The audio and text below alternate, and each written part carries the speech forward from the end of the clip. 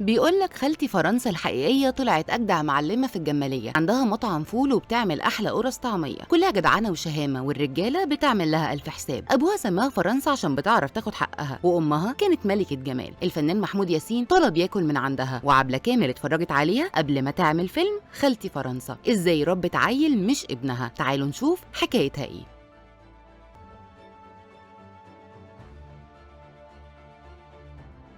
من قلب الجمالية وسط الحواري القديمة اللي ليها ريحة التاريخ وصوت الناس البسيطة وجنب مسجد الحسين، هتلاقي حكاية مش شبه أي حكاية، حكاية خالتي فرنسا الحقيقية. مش خالتي فرنسا بتاعت السينما، لا دي خالتي فرنسا اللي بجد. ست جدعة بنت بلد من ظهر راجل، اسمها الحقيقي منى إبراهيم، بس اسم خالتي فرنسا بقى علامة في المنطقة كلها، وكمان اسمها أم محمود. كل يوم قبل الفجر وقبل ما الشمس حتى تفكر تطلع، تلاقي خالتي فرنسا صحيت مش عشان رايحة تشتغل عادي، لا دي رايحة تفتح رزقها بإيديها، تدخل مطعمها الصغير اللي عليه يافطه قديمه مكتوب عليها خالتي فرنسا، يافطه يمكن باهته بس وراها حكايه كبيره. بتشغل الشعله وتحط حله الفول وتجهز عجينه الطعميه وتقطع البتنجان، وكل ده وهي بتقول كلمتين: يا رب ارزقنا بالحلال. ريحه الطعميه وهي بتستوي على الطاسه تسبقها، والناس تيجي من كل حته، مش بس عشان الاكل، عشان خالتي فرنسا نفسها ست طيبه، بس وقت الجد بتبقى جبل، ولو حد مظلوم اول واحده بتقف له، ولو حد حاول يظلمها بتعرف تاخد حقها من غير ما تتكسف. وده مش من فراغ، ده من ابوها اللي سماها فرنسا عشان كان بتعرف تجيب حقها زي الاجانب والفرنسيين بصفه خاصه، وعشان كمان امها اللي كانت جميله وبيضه وعيونها ملونه. بس الحياه ما كانتش سهله عليها خالص، اتكسرت لما ابوها توفى، واتوجعت اكتر لما انفصلت عن جوزها وفضلت لوحدها شايله مسؤوليه 4 عيال صغيرين. بس خالتي فرنسا ما وقعتش، بالعكس وقفت على رجليها وبقت هي الاب والام في نفس الوقت. الاجمل كمان انها ما اكتفتش بكده، اخدت كمان عيل صغير يتيم مش ابنها، ربته كانه ابنها بالظبط لحد ما كبر، وكمان جوزته، وكانت بتقول اللي يربي مش اللي يخلف.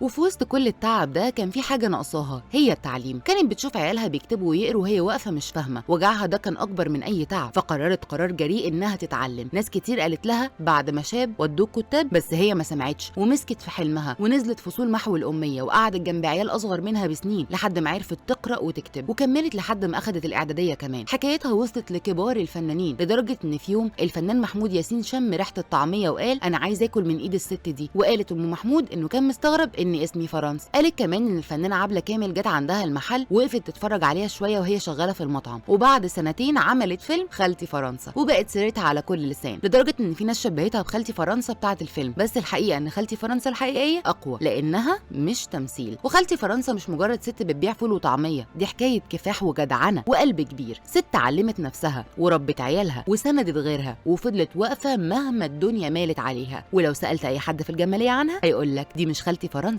دي ست ب100 راجل.